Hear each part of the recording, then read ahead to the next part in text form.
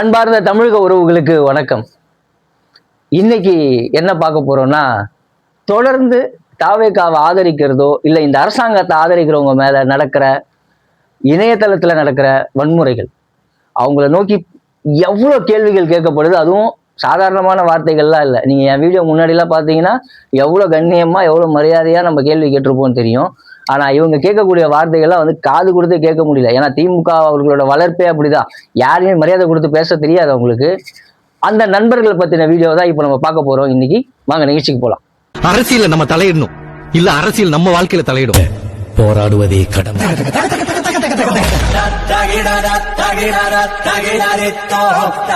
நிகழ்ச்சி ஆரம்பத்திலேயே முதல்ல ஒரு வீடியோ பார்ப்போம். அந்த வீடியோ பார்த்துட்டு வாங்க, அடுத்து பேசலாம்.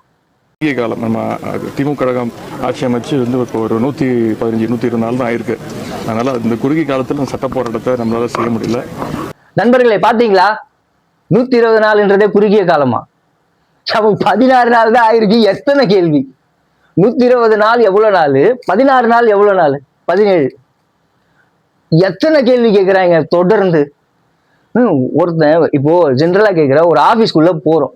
அந்த ஆபீஸ்க்குள்ள ஏற்கனவே இருந்த ஒரு சிஇஓ சேஞ்ச் பண்ணி புது சிஇஓவை அப்பாயின்ட் பண்றாங்கன்னா அந்த சிஇஓ அந்த ஆபீஸ் சர்க்கம்ஸ்டன்ஸ்க்கு அடாப்ட் பண்ணவே டைம் எடுக்கும் இல்லையா? சாதாரணமா ஒரு ஆபீஸ்க்குள்ளேயே.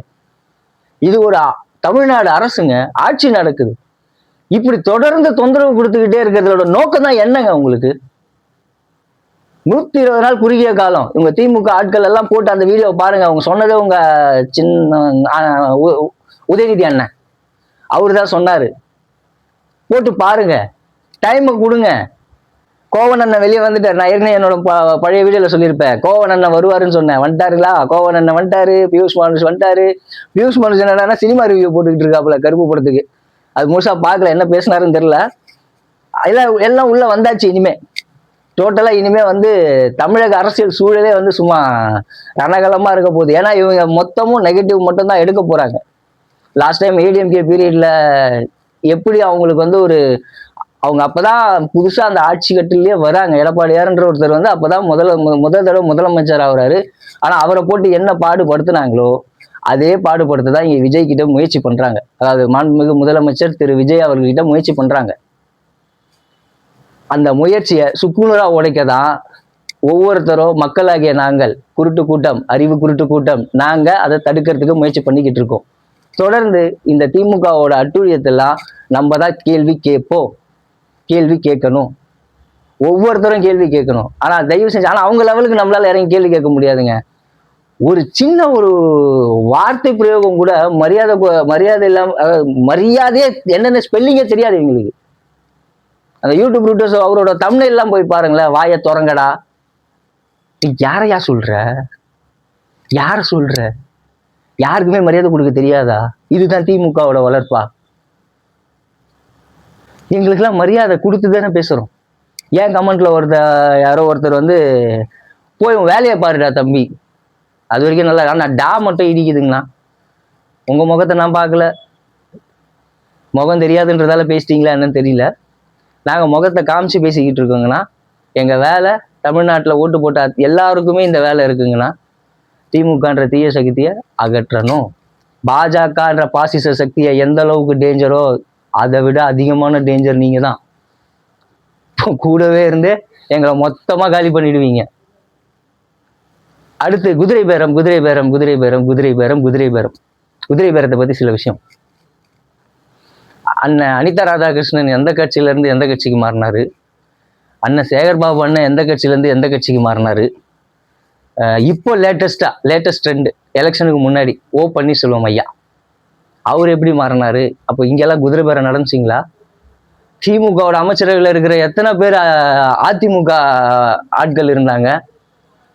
தேமுதிகவோட 8 பேர் மாறினாங்களே அப்போ. அதிமுகல இருந்து தேமுதிகல இருந்து 8 பேர் அன்னைக்கு அதிருப்தி எம்எல்ஏவா இருந்தாங்களே, அந்த காலகட்டம் என்ன? என்னவோ தமிழ்நாட்டுல இதுதான் புதுசு. ஐயோ, இப்படி ஒரு அரசியல் சூழலே கிடையாதுடா, நாங்க இப்படி ஒரு அரசியலே பார்க்கல. என்ன நெரேட்டிவ் செட் பண்றீங்க? நீங்க பண்ணாததா? அவர் இப்பவும் அந்த கட்சியும் உடைக்கல, ஒண்ணும் பண்ணல. எனக்கு பிடிக்கலன்னு ஒரு 3 எம்எல்ஏ 4 எம்எல்ஏ ரிசைன் பண்ணிட்டு வராங்கண்ணா. ரிசைன் பண்ணி அவங்களோட தாவேகா கட்சியில இணைறாங்க. இப்ப போய் அவங்க மக்களை தான் சந்திக்கணும். திரும்ப எம்எல்ஏ ஆகணும்னா அப்படியே கட்சி எல்லாம் மாறிக்கல. அப்படியே இங்க வந்து சொகுசா ஒரு மினிஸ்டர் பதவி வாங்கல. ஜெயில இருக்கும்போதே மினிஸ்டர் பதவியோட இருந்த ஆட்சி உங்க ஆட்சி. அண்ணன் செந்தில் பாலாஜி வந்து ஜெயில இருக்கும்போதே மினிஸ்டர், அதுக்கப்புறம் வெளியே வந்ததுக்கு அப்புறம் இலாக்கா இல்லாத மந்திரி. நீங்க பண்ணாததானா? இந்த அரசாங்கம் பண்ணுச்சுன்னா நாங்க கேட்போம்னா கண்டிப்பா கேட்போம். 120 நாளே குறுகிய காலமா, ஞாபகம் வச்சுக்கோங்க. 17 நாள் தான் ஆகுது. பொறுமையா வெயிட் பண்ணுங்க. கோவன் சார், பியூஷ் மானு சார், யூடியூப் ரூட்டஸ் பிரதர் எல்லாம் சமூக ஆர்வலரின் போர்வையிலும் பத்திரிகையாளர் என்னும் போர்வையிலும் திமுகவிற்காக வேலை செய்யும் நண்பர்களே, இந்த அரசாங்கம் நீங்க உங்க திமுக தலைமை சொல்ற மாதிரி உடனே எல்லாம் ஒன்றும் நடக்காதுங்க. நீங்க எவ்வளவு நலம் பண்ணுங்க.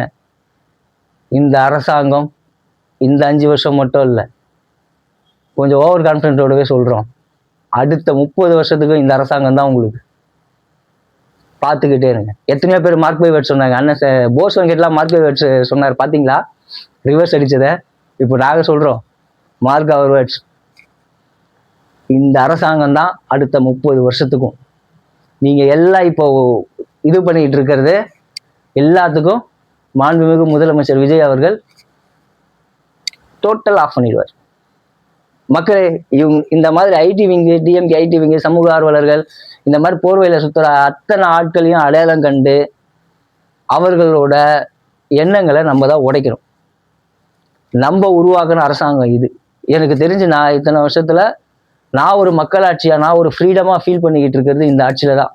நீங்க சொல்ற மாதிரி ஒரு என்ன சொல்றது, ஒரு இக்கட்டான ஒரு சூழல் அரசியல் தமிழகம் இருக்குன்னு சொல்றதெல்லாம் மாபெரும் பொய்.